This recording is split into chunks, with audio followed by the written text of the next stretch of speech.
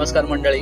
तर आता आपण तुळजापूरवरून अक्कलकोट या ठिकाणी जात आहोत आणि जवळपास 60 ते 65 किलोमीटरचं हे अंतर आहे आणि 1.5 ते 2 तास लागणार आहे. तर आपण मंडळी जाऊया अक्कलकोटला.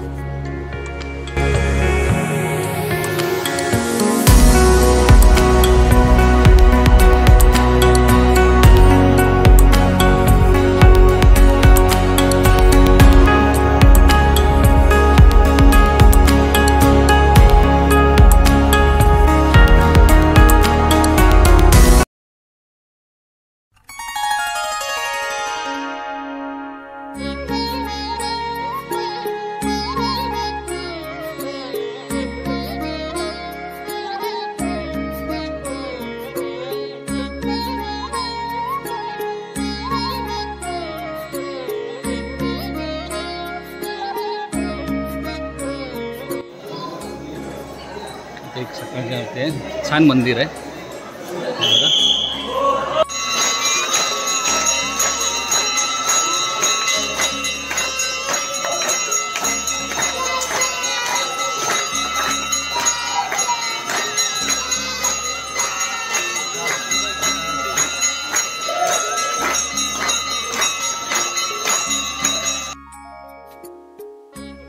इथे वडाचे झाड आहे आणि ह्या वडाच्या झाडाखाली स्वामी महाराज इथे बसायचे आणि लोकांना आशीर्वाद द्यायचे.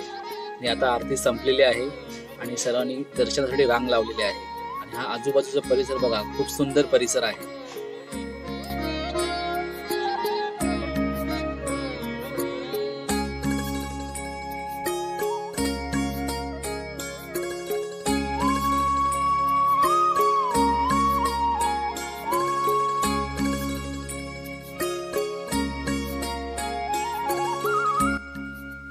ही जी प्रतिमा आहे ती श्री स्वामी समर्थ महाराज त्यांच्या शिष्यांनी 40,000 रुद्राक्ष वापरून ही बनवलेली आहे आणि खूप सुंदर ही प्रतिमा आहे.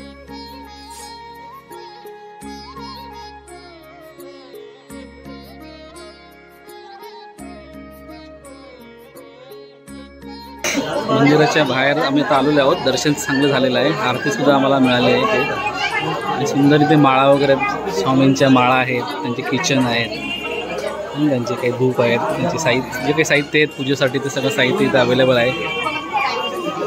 त्यांचे इथे पुस्तकं पण आहेत. हे पुस्तक बघा ना, स्वामी महाराजांच्या जीवनावर आधारित पुस्तकं सुद्धा इकडे आहेत. हे इथं आता दर्शन झालेलं आहे आमचं आणि इथे आता महाप्रसाद आहे, म्हणजे अन्नछत्र मंडळ जो आहे ट्रस्ट आहे आणि ते त्यांचं जेवण आहे.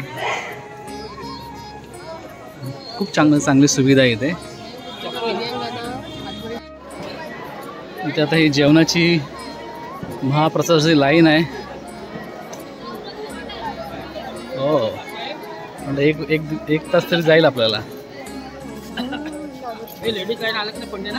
हां, इथून लेडीज, स्त्रियांसाठी आणि पुरुषांसाठी वेगवेगळी लाईन आहे जेवणासाठी.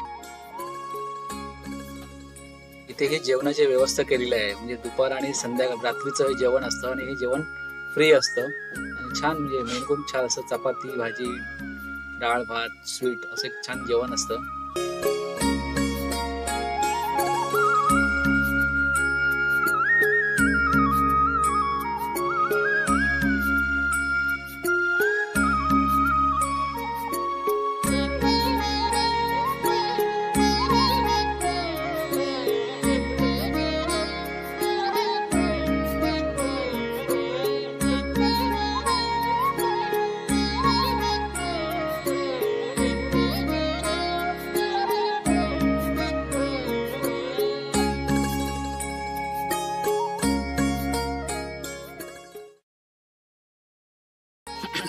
हे मंदिर जे आहे हे श्री स्वामी समर्थ महाराजांचे जे शिष्य होते चोळप्पा महाराज, त्यांचं हे मंदिर आहे आणि त्या महाराजांनी इथे समाधी घेतली होती. हे ठिकाण आहे आणि मुख्य मंदिरापासून हे जवळपास 1 ते 1.5 किलोमीटर अंतरावरती आहे. हे श्री स्वामी समर्थांचे जे भक्त होते बाळप्पा, त्यांचं हे मठ आहे आणि तिथे आता आम्ही दर्शनासाठी चाललोय.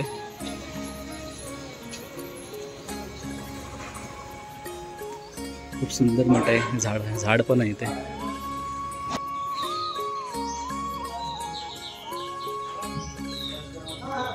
पिंपळाचं झाड.